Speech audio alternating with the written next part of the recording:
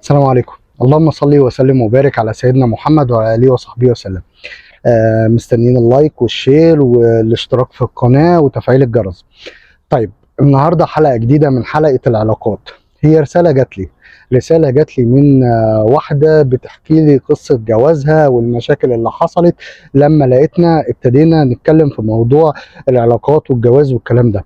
هي بتقول ان انا اتجوزت وصرخت في كل اللي حواليا، كنت مبسوطة جدا وصرخت في كل اللي حواليا في الايام دي ان انا اتجوزت، وخليت كل الناس اللي اعرفهم يشوفوا الدبلة والخاتم والحاجات دي.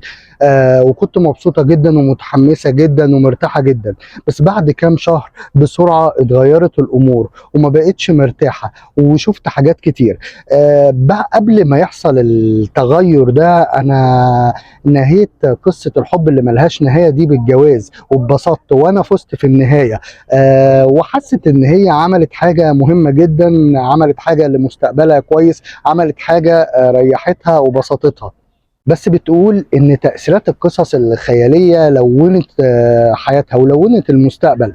قصة عاشوا في سعادة دايمة دي خلتها تعيش في مستقبل هي شايفاه مبهج جدا، وخلتها تعيش في حاجة ما تنساهاش. وطبعا ده حصل فيه مشكلة لما قابلت الواقع الصارخ اللي اتغير بعد كام شهر أو بعد شهرين من الجواز. ما قدرتش أعرف، بتقول إنها ما قدرتش تعرف تتعرف يعني على الوجه الغاضب اللي صحيت يوم الاثنين لقيته في وشها وهي في الحمام وبيقول لها خلصي أنا عايزة أدخل الحمام، خلصيني. وبقينا بنتخانق ونتشاكل على أتفه الأسباب. على اقل حاجه بنتخانق. بتقول ان انا كنت بسهر بالليل، فوانا بسهر لو عملت اي صوت خفيف وهو نايم بيصحى ويحصل مشكله كبيره. لو حطيت خدت الازازه الميه، حطيت شويه ميه في كوبايه، يحصل مشكله كبيره عشان الصوت ده صحاه. بقينا نتخانق لو انا بحب حاجه في الاكل احطها وهو ما بيحبهاش، نتخانق ونعمل مشكله كبيره. لو انا حطيت على الاكل مثلا، مش على الاكل كده، حطيت جنب الاكل حاجه هو مثلا بيقرف منها، يحصل مشكله كبيره. ولو انا اكلت بطريقه ما عجبتوش او عملت صوت وانا باكل او حطيت صباعي ببقي وانا باكل، نتخانق ونعمل مشكله كبيره. لدرجه ان انا وصلت ان انا مش عايز اقول لكم يعني، لدرجه ان انا وصلت ان انا كلمت واحده صاحبتي محاميه اسالها ازاي اخلص من جوزي وازاي ارتاح من الهم ده. وكانت ايام صعبه جدا، على الرغم ان انا لما بفتكرها دلوقتي بضحك جامد قوي. وبعد تفكير طويل لسه ما عرفتش ازاي انجح الجواز، ولسه ما عرفتش ازاي اخلي الفكره بتاعت الجواز تنجح معايا. فابتديت افكر، فلقيت ان انا ممكن اسال ناس عندها خبره شويه. فسالت قابل او يعني اتنين متجوزين من عيلتي اعمل ايه، فالاتنين قالوا لي ان الجواز محتاج مجهود ومحتاج التزام عنيف عشان نقدر نريح بعض. طيب، فاكتشفت ان الجواز محتاج حاجه مهمه جدا. هي بتقول ان هي اكتشفت ان الجواز محتاج حاجه مهمه جدا، والحاجه دي يعني على قد ما هي غريبه وعلى قد ما هي بتضحك، على قد ما هي ادتني فكره مهمه جدا، فكره تقوي موضوع الفيديوهات عندنا، وفكره ان احنا نعمل فعلا كده. قالت ان انا محتاج كتالوج للجواز. انا محتاجه كتالوج للجواز. محتاجه كتالوج للجواز. محتاجه كتالوج للجواز. اي اتنين قابل او اي اتنين متجوزين جداد مختلفين طبعا، ومحتاجين كتالوج للجواز، محتاجين للكتالوج ازاي يتعاملوا مع بعض. وقالت ان هي ما كانتش هتتضايق خالص لو حد ادالها ارشادات او حاجات مفيده عشان تعرف تتعامل. والحاجات دي كان ممكن تخليها توصل بالحياة، او توصل انها توصل لجوزها الحاجات اللي بتضايقه او اللي بتضايقها بطريقة كويسة. زي مثلا ان هو ما يرميش الشرابات بتاعته في كل حتة، زي مثلا ان هو بعد ما بعد ما يخلص اكل لو هي نايمة يحط الاكل، يحط الاطباق في المطبخ. وان هو كان هيقدر يتعامل مع اخطائي ومع غلطاتي الكتير، مع عيوبي. مش بقول ان هو غلط دايما ولا ان انا غلط دايما، بس الاختلاف ده واعتماد كل واحد فينا على التاني خلى الموضوع يخرج بره نطاق الجواز لنطاق ان انا مع ده هي هتشيل، طب هو هيصلح ده، طب هو كذا. فابتدت الامور تكبر وابتدى يحصل مشاكل. طيب كل واحد فينا يا جماعه لازم يتعامل مع الشخصيه اللي قدامه على انها شخصيه معقده وليها احتياجاتها المختلفه عن احتياجاتي. قالت ان كل واحد عنده عادات مختلفة عن التاني، والعادات دي ساعات بتبقى دمها خفيف او مضحكة. انت محتاج ان انت تتقبل العادات دي، محتاج تفكر في العادات دي صح. في عادات من دي انت المفروض تتقبلها، وفي عادات المفروض ان انت تتكلم مع شريك حياتك فيها، وفي عادات انتوا لازم تتكلموا بمنتهى الصراحة عشان انت مش قادر او هي مش قادرة تتقبلها، او هي مش قادرة تعيشها. وانت كمان في عادات انت مش قادر تتعامل معاها.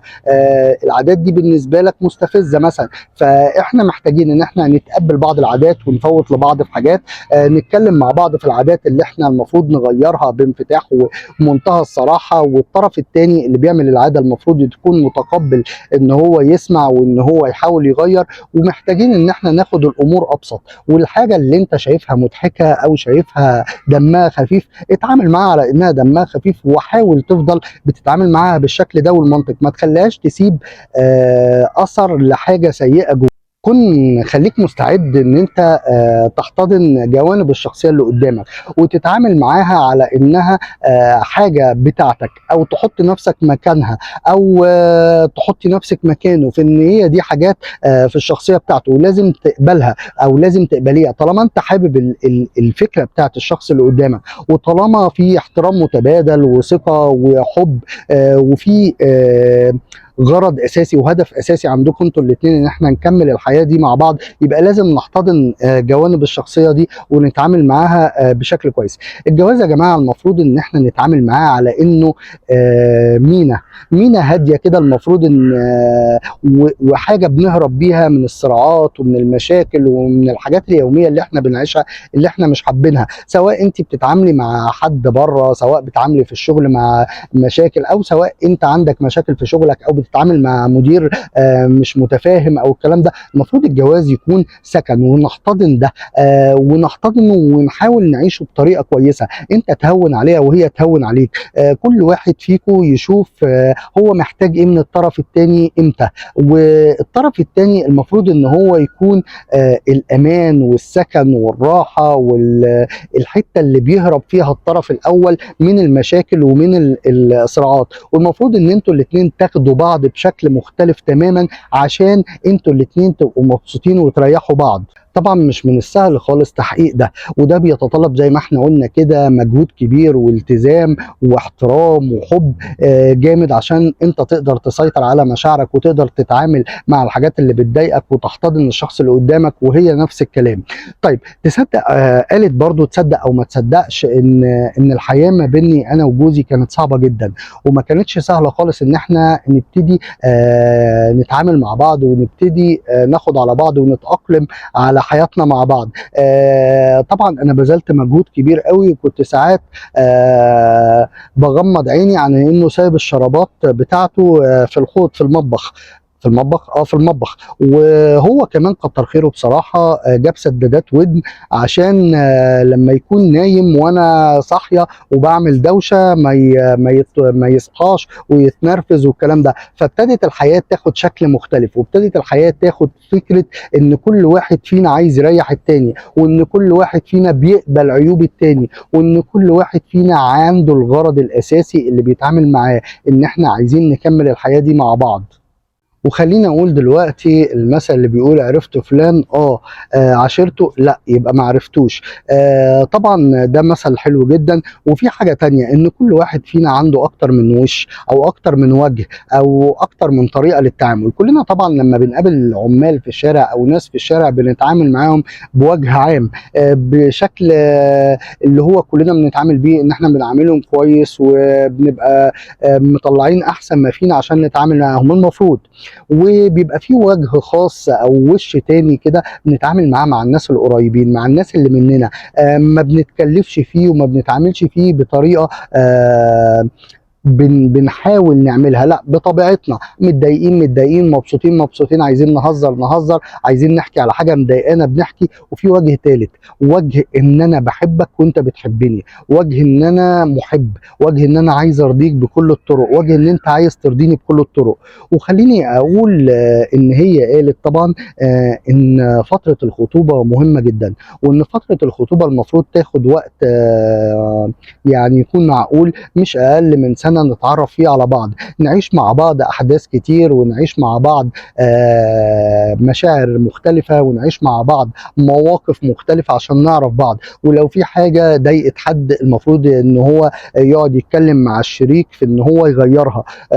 في انذارات او في حاجات حمراء المفروض ما نعديهاش، والمفروض ان هي لو موجوده احنا نحاول نتعامل معاها. لو الطرف اللي قدامنا قدر ده وحاول يغيرها تمام، ولو هو متمسك بالحاجات دي والحاجات دي بالنسبه لك خط احمر وانت مش هتعرف تعديه، يبقى لازم نتعامل ان احنا يا اما احنا هنبطلها، او ناخد راي متخصص، او ناخد راي حد كبير من هنا ومن هنا، من العيله دي ومن العيله دي. ولو حصل اتفاق تمام، ولو ما حصلش اتفاق يبقى ربنا يرزق كل واحد فيكم بالاحسن. والكلام ده طبعا في فتره الخطوبه. طبعا اوعى تتوقع ان الزواج هو شهر العسل، واوعى تتوقع ان الجواز هيخليك عايش مرتاح وعايش زي الفل. كل حاجه ليها مميزاتها وليها عيوبها، بس اوعى تاخد فكره الجواز على انها نسمه.